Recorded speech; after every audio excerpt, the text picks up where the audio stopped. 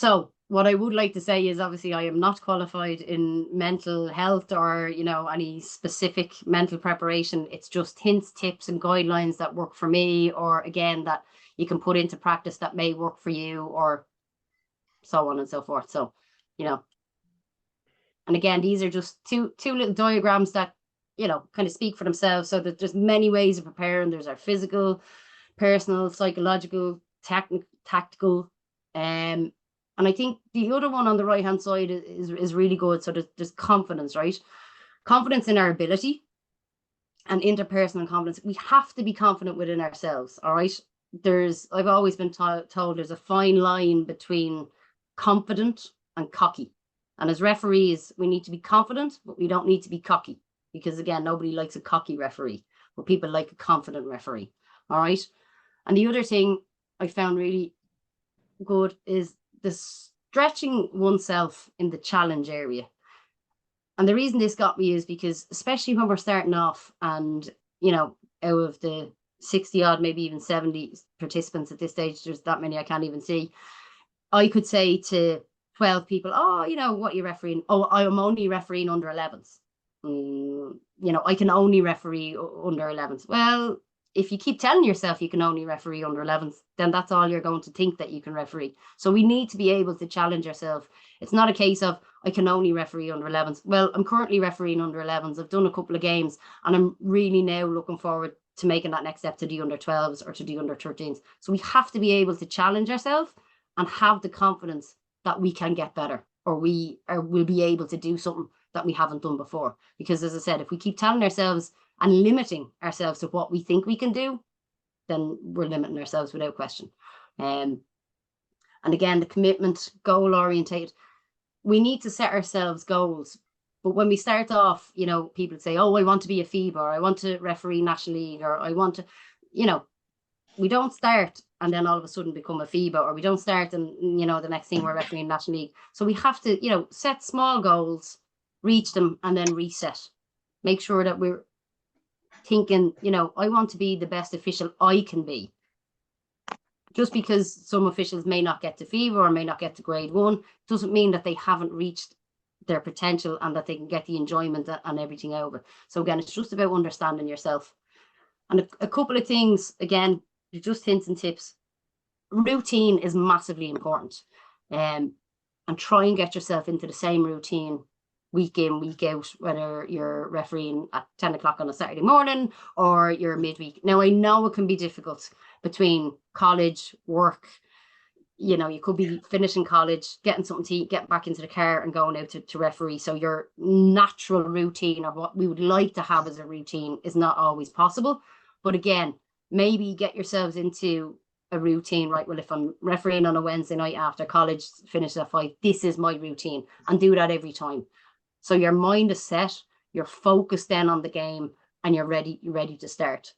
The other thing is concentrate on the task at hand and try and leave everything else at the door. Except your whistle, you need to bring that in with you. Everything else can stay at the door. And what I mean by that is, you could have a college assignment due on Friday. You could have a work deadline and you're inundated with meetings and everything's becoming overwhelming. And you walk into the gym and you're thinking, oh, I have to do this and I have to do that. For those 40 minutes, there is one job and one task at hand, and that is to referee the game of basketball.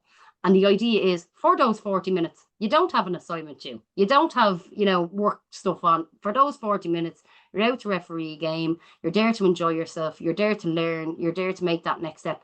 And try and get yourself in the mindset that for those 40 minutes, and focus on the game at hand. And have an open mind. People tend to go in and go, oh, I don't think I'm going to have a great game. Or I've had that team now for 3 weeks in a row. They don't, I know there's going to be trouble. No.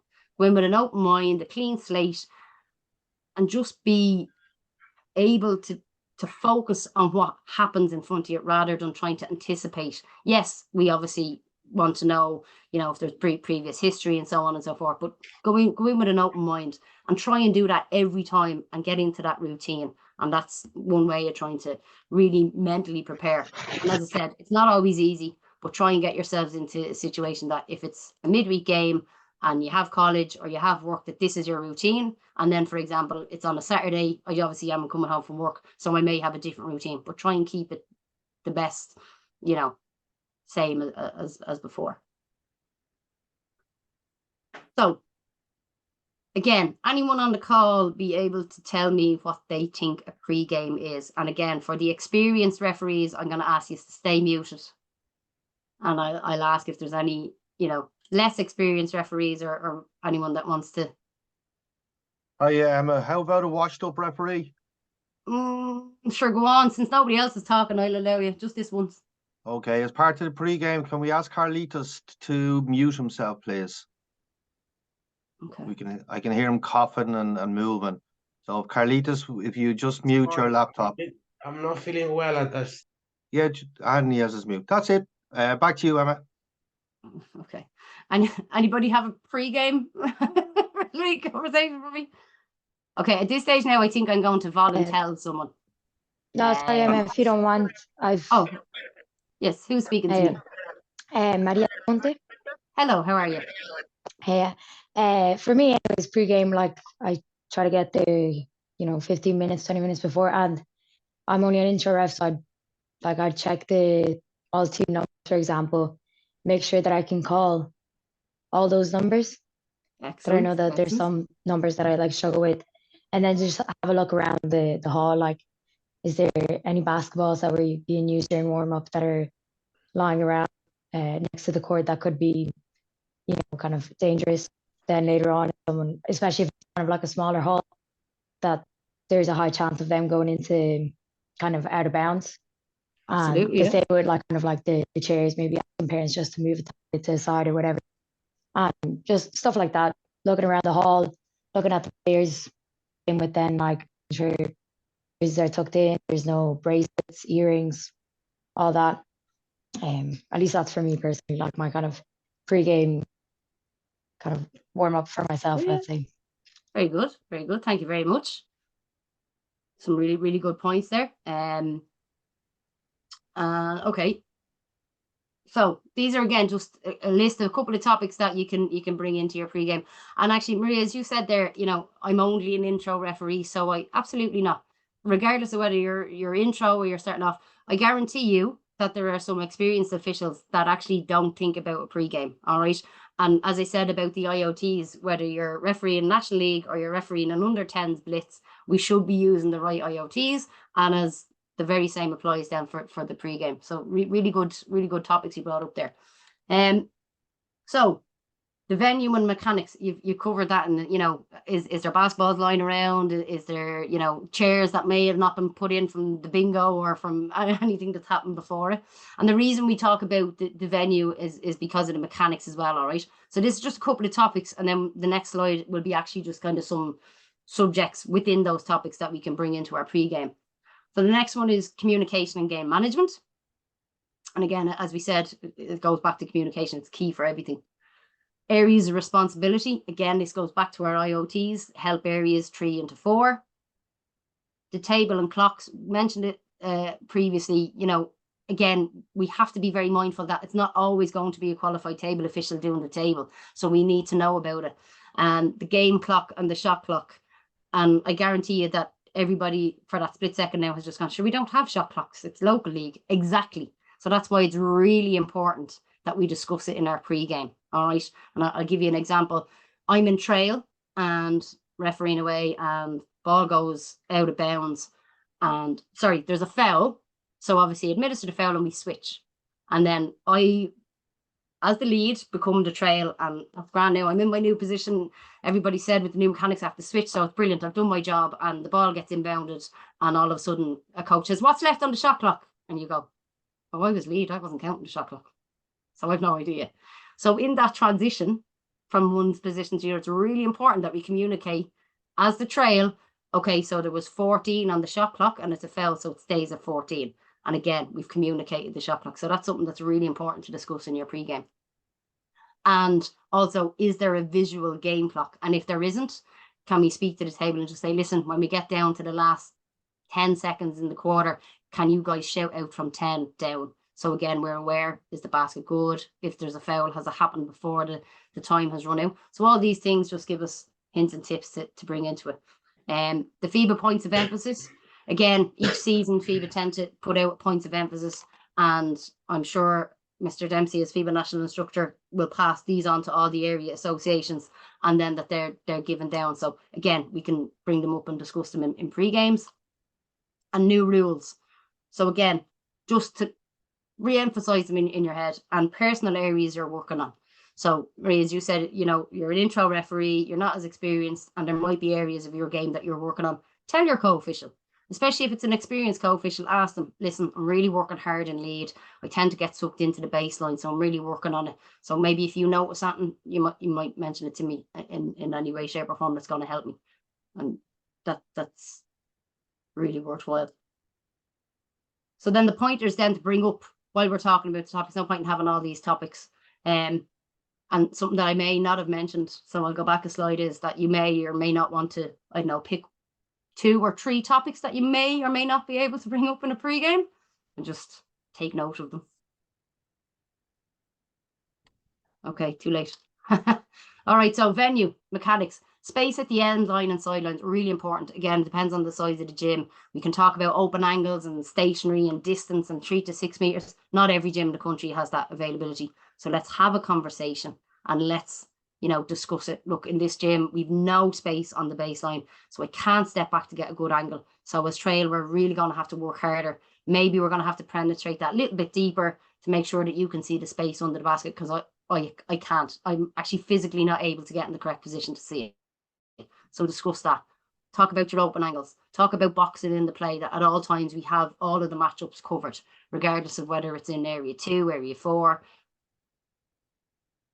Communication and game management. Let's talk about how we're going to be as a crew. Is it a bit of eye contact? Is it a thumbs up to my co-official before I inbound the ball to make sure that we're ready?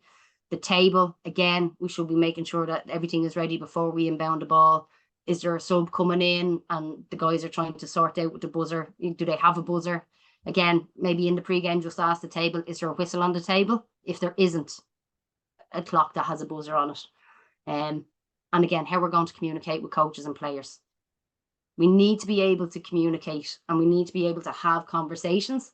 Obviously, not after every whistle, and it has to be done in the right manner. So again, let's have a chat and say, right, look, for me, I've no problem talking, but it has to be at the right time and in the right manner, and we'll continue that throughout the game.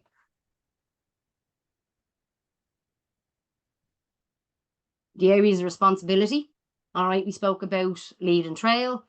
The help areas, a really, really difficult area can be area 3 into 4, and especially in 2PO, because it's so hard to get that area covered. And one of the hints that I use and I find quite helpful in my pre-game, I might say, when that drive happens from 3 into 4, if I'm lead and I'm taking it, I'll actually physically take a step back to open up my angle and my visual of that drive. So as trail, if you have a quick glance and you've seen me step back, then I have it and you can then switch off. So it's just that quick conversation. We know what we're looking for and a bit of eye contact. Or I mightn't even be able to give you eye contact and lead if I'm adjusting my position. But from trail, if you've got a good angle, you can see my adjustment and know, right, she has that drive picked up, so I'm free to come off ball. And again, space also just about really working hard as trail to penetrate more. The points of emphasis, again, sometimes your local area association might have different points of emphasis. I know, obviously, with the DOA, if Joe as development officer has certain areas that he may have seen from a previous season, patterns that we were struggling with or areas that were causing issues, he might make it a point of emphasis for the following season. So again, let's make sure that if they are out there, that we're going through them in the pre-game. And with the new rules, it's just about mentioning them to keep ourselves on point. All right. And the other thing, I don't know, games at 9:05. All right. And the reason it's at 9:05 is because the volleyball's on till 9. So we only get the gym at 9. So how are we going to have a pre-game? Maria, you made a perfect example there. I get there, whatever it is, and I have a discussion. You don't necessarily have to be physically inside the gym. If you're meeting 15 minutes before the game, perfect. Right. Sit in the car outside, stand in the lobby of wherever it is and have that pre-game there. You don't physically have to be standing in on the court if you don't have access to the court. All right. And the other question is, whether it is an under-10s blitz or an under-6 academy and you're refereeing it, or you're doing your first senior game at local league or your first men's game, we have a pre-game for every game. All right. It could be a 2-3 minute talk, or it could be a 10-minute conversation, but it does not matter the level. All right. We should be having a pre-game at every opportunity when we're going out to referee. And the reason being is that under-10s game is as important to them as the senior one is to the men's or to the women's or the under-18s or the under-16s. Those under-10s are training as well, and they're out to have fun and to make sure that they're learning. So for us, we have to give that respect. And trust me, as inexperienced referees, that's where we learn. That's where we can make our mistakes and not get, worked up. Oh God, if I make a mistake, I'm going to get abused. Although I'm sure 10-year-olds can abuse us as well. But let's use everything to our advantage, and let's make sure that no matter what level it is, we're doing the right thing, we're practicing our IOTs, and we're giving our pre-games the very same way, regardless of the age. Again, that may or may not be something important to note. So that concludes the presentation in relation to the IOTs and mental preparation and so on and so forth. So does anybody have any questions before I put up the questions for you guys? Emma, question for Yes. you there. Do you know, for the pre-game now, like, let's say now if there's 2 or 3 referees now with you, can you like all discuss like what can you call or not call? Let's say now, if you're refereeing an under-10s now, you're not going to be too strict. Can that be a good point? Oh, absolutely. Look, again, if you're refereeing as 2PO or whether it's 3PO or you're obviously if you're refereeing on your own, it wouldn't be. But yeah, have a discussion. And again, under 10s, we're not going to call every travel. All right. Yeah. But let's say to ourselves, right, let's have a word with them and let's try and decide on a nice level that's going to keep the game flowing. But at the same time, we don't want to be not teaching them or not calling them all the time because they'll never learn. But at the same time, absolutely have a conversation about what level you're going to set for it. 100%. Yeah. Okay. Thank you. No problem. Anything else? Okay. Emma, John Butler Yes. here. Just here a we quick go. one for you. How would you deal with if you had a member of a club constantly saying, because she knows that this person knows that you're only a yellow ref, and they constantly keep saying, "Oh, sure, this fella's shite. Why do you keep having him out game?" Well, to be fair, if you're getting kind of comments like that from a coach or a player, again, I don't know if it's an appointed league or if it's within your own club that you're refereeing games. I'd get it addressed because that's the last thing we want. We don't want referees going out and getting abuse or statements made at them. Yeah, we're an intro referee and we're learning. We have to. But by all means, I would go to either the club representative that you guys have and just get it addressed again, whether it's is it an area board thing or so on and so forth. But no, I wouldn't stand for. And again, we shouldn't be put in a position, especially as an inexperienced referee or a referee that's starting out, to be expected to have that conversation. Nobody wants to try and have that conversation. And again, if they have their thoughts or their opinions, they're not going to want to listen to you as the official that they feel isn't good enough. So no, absolutely, I take it to the next level. Okay, thank you. All right, the moment you've all been waiting for. Here are our 5 questions to take note of. Look at now look at you all getting interested. I'd say the easiest to do is take a screenshot there if you like. And then obviously to receive the points, you will be required to answer the 5 questions and submit your answers to Paul at pdempsey@ireland.basketball. So I don't know if there's a time frame or anything like that. I'm sure Paul might come in at the end and say that. But that for me is it in a nutshell. I'd like to thank you all very much and appreciate you listening to me for the last however long, whether you learned something or not, hopefully. Katz, I see you have your hands up there. Hi, Emma. I think there was a question